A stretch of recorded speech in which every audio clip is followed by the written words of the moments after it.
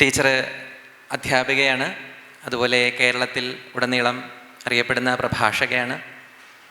സർവോപരി മിടുമിടുക്കുകളായ 2 പെൺകുട്ടികളുടെ അമ്മയാണ്. ടീച്ചറോട് ഞാൻ ചോദിക്കാനുള്ളത്, നമ്മൾ സാധാരണ കേൾക്കാറുണ്ട്, കവികളൊക്കെ പറയാറുണ്ട് സ്ത്രീകൾ അബലകളാണ്, സ്ത്രീകൾ ചപലകളാണ് എന്ന് കേൾക്കും. അതേസമയം ഋഷികൾ പറയുന്നത് സ്ത്രീകൾ ശക്തി സ്വരൂപിണികളാണ്, ഇങ്ങനെയും കേൾക്കാറുണ്ട്. ഇപ്പോൾ ടീച്ചറുടെ ഒരു കാഴ്ചപ്പാടിൽ സ്ത്രീ എന്താണ്, അവളുടെ ശക്തി എന്താണ്, അത് ഞങ്ങളോടൊന്ന് പങ്കുവയ്ക്കും.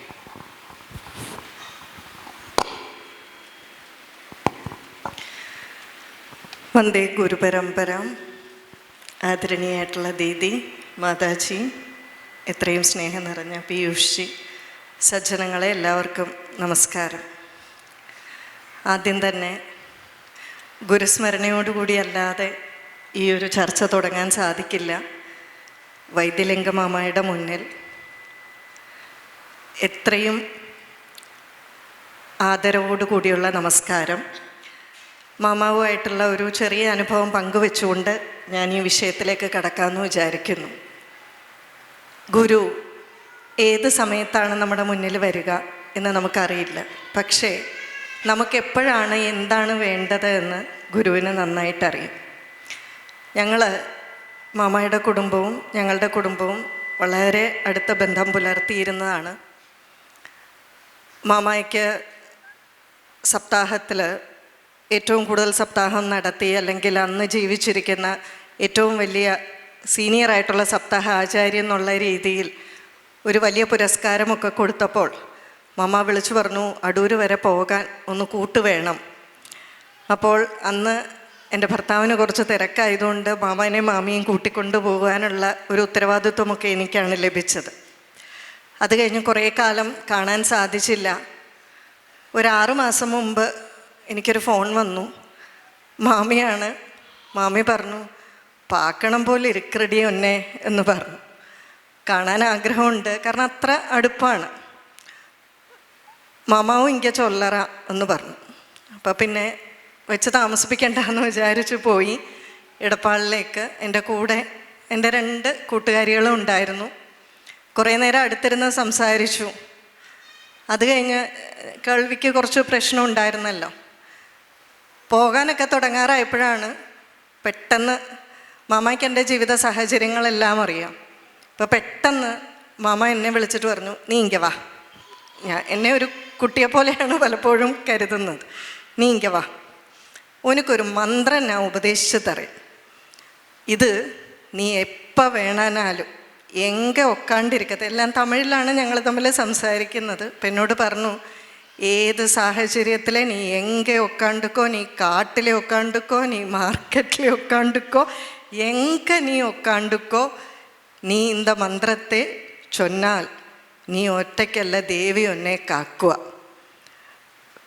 അത് കഴിഞ്ഞിട്ട് പറഞ്ഞു, ഞാൻ இந்த മന്ത്രം ഉനക്ക് ഉപദേശിച്ച് തരേൻ.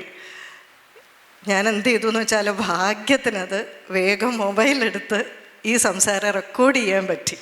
സ്വാതന്ത്ര്യം കുറച്ച് കൂടുതലായതുകൊണ്ട് ഞാൻ ഒരു മന്ത്രം എനിക്ക് ഉപദേശിച്ച് തരുന്നതിനപ്പം ഞാൻ പറഞ്ഞു, മാമ വെയിറ്റ് ഞാനൊന്ന് റെക്കോർഡ് പണിട്ട് എന്ന് പറഞ്ഞു. ഒന്ന് വെയിറ്റ് ചെയ്യിപ്പിച്ചിട്ട് ഞാൻ മൊബൈലെടുത്ത് റെക്കോർഡ് ചെയ്തു. ആയച്ചാ ഓണായച്ചാ, ആയച്ച്. ഞാൻ ചെന്നെ മാമ ഇനി ചൊല്ലിക്കൂ. മന്ത്രോപദേശം അങ്ങനെയാണ് പക്ഷെ സ്വീകരിച്ചത്. പക്ഷേ ഇപ്പം തോന്നുകയാണ്, കൃത്യമായ സമയത്ത് നമുക്ക് എന്താണ് വേണ്ടത് എന്ന് ഗുരുവിനെ നന്നായിട്ടറിയാം.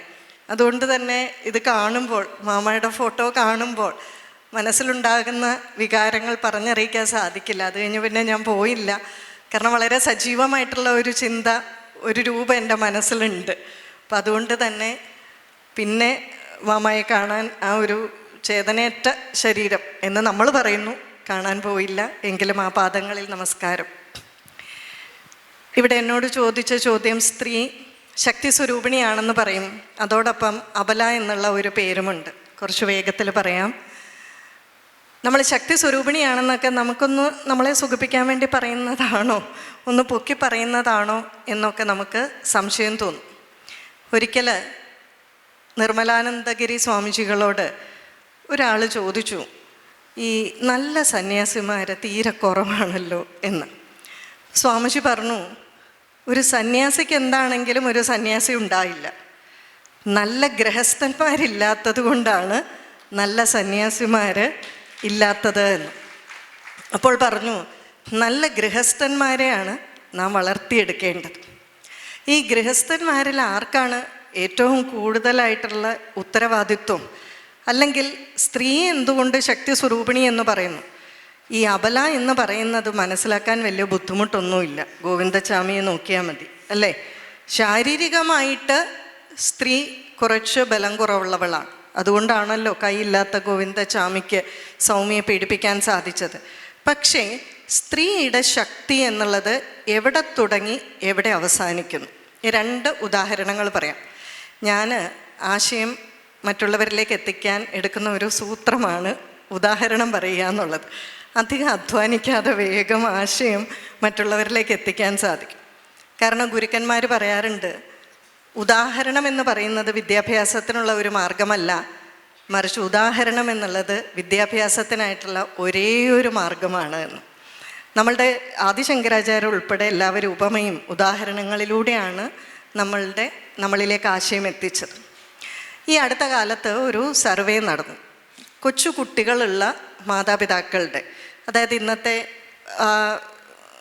നവദമ്പതികൾ എന്നൊക്കെ പറഞ്ഞു കഴിഞ്ഞിട്ട് വേഗം കുട്ടികൾ ഉണ്ടാകുന്നവരിൽ ഒരു പഠനം നടന്നു. ആ പഠനം നടന്നതിൽ ഏറ്റവും പ്രധാനമായിട്ടുള്ള പഠനം നടന്നത്, കുട്ടികൾ കരയുമ്പോൾ ആദ്യം എഴുന്നേൽക്കുന്നത് ആരാണ് കുട്ടിയെ എടുക്കാനായിട്ട്.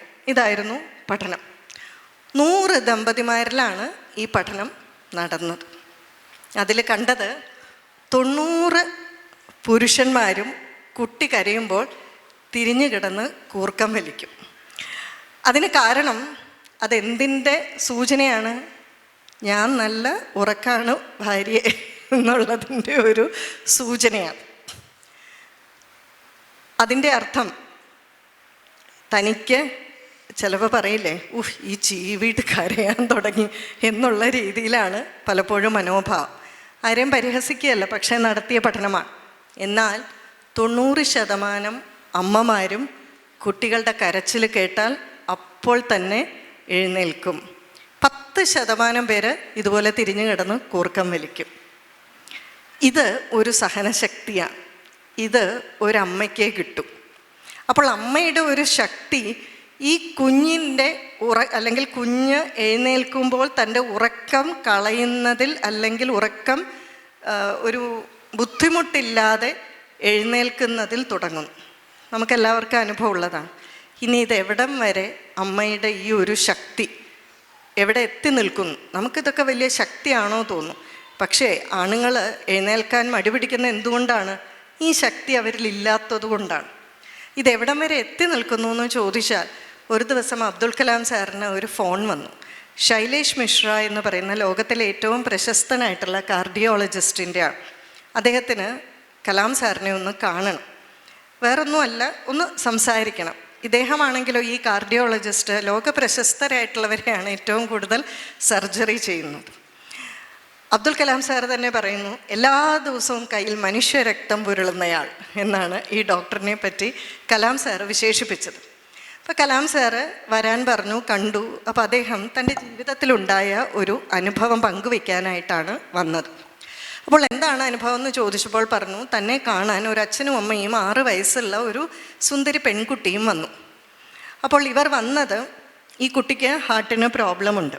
അപ്പോൾ ഏത് ഡോക്ടർമാരുടെ അടുക്കൽ പോയാലും പറയും, കാര്യമില്ല, നിങ്ങൾ തിരിച്ചു വയ്ക്കുള്ളൂ. അതുപോലെ തന്നെ ഈ ഡോക്ടറിനെ കാണാനായിട്ട് വന്നപ്പോഴും അദ്ദേഹത്തിൻ്റെ അസിസ്റ്റൻറ്റ് ഡോക്ടേഴ്സ് പറഞ്ഞു, ഡോക്ടറിനെ കണ്ടിട്ട് കാര്യമില്ല.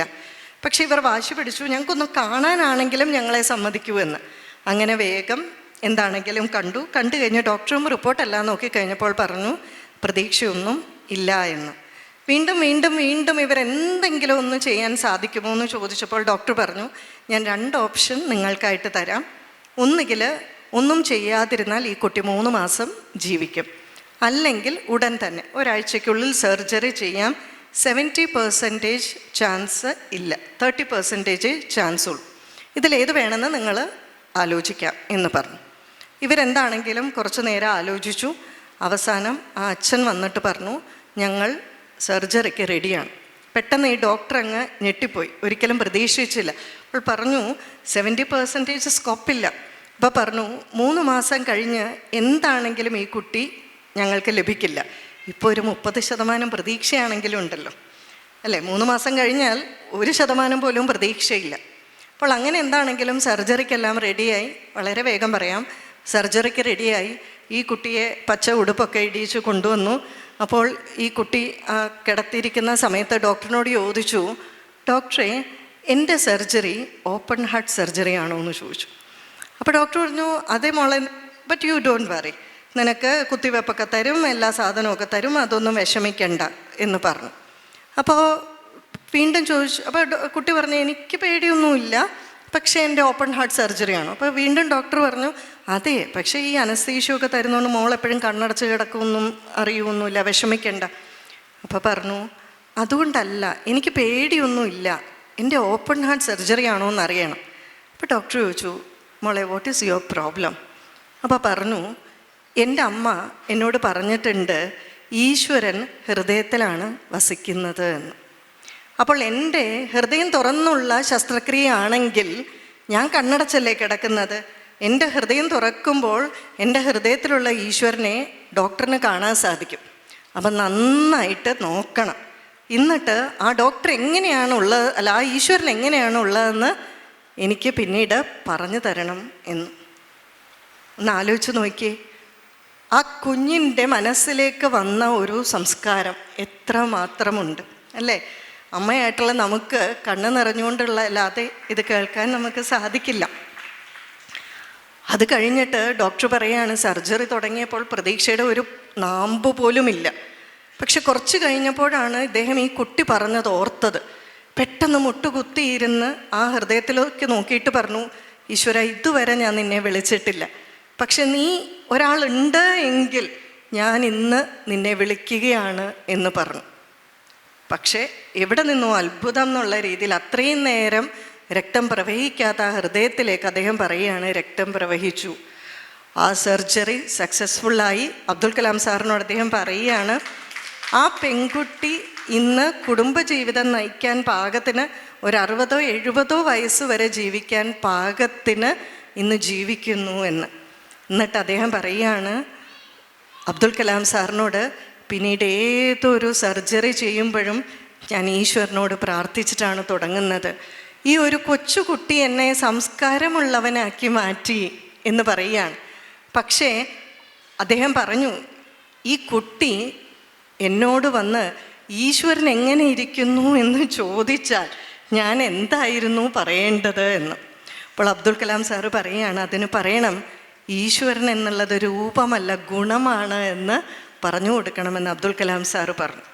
പക്ഷേ ഈ കുട്ടിക്ക് ഈ ഒരു ചിന്ത, ഈ ഒരു കരുത്ത് എവിടെ നിന്നുണ്ടായി?